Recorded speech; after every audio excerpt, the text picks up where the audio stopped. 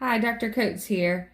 I'm going to show you how to pair your Phonak Marvel hearing aids with the Bluetooth, as well as set up the app. This can be used for initial setup or for troubleshooting. On your phone, whether you have an Android or an iPhone, the first part is you'll go to the settings on your phone. So we're going to click on settings. The first part you want to check for is to make sure your Bluetooth is on. So mine is on here. If not, you just click it to turn it on. Then you'll go into your Bluetooth screen where it shows all the paired devices. What you'll do from here is to connect the hearing aids, you will want to either turn the hearing aids off, or you can put them in the charger to turn them off to reboot them.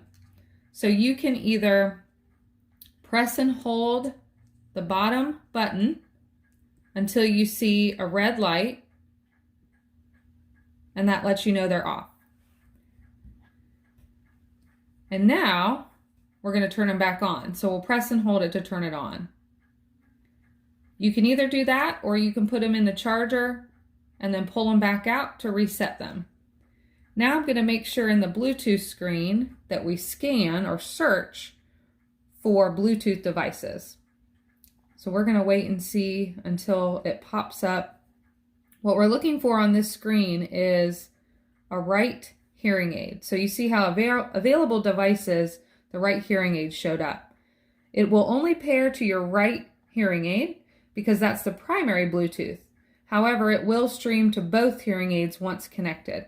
So I'm going to click on that. It'll say pairing. And now it's paired. So you'll see it turn blue here to let you know it's connected.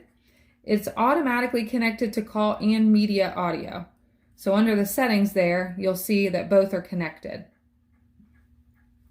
Now it's ready to go to stream automatically when you get a phone call, watch a video, or anything else coming from your phone. It will go directly to your Marvel hearing aids.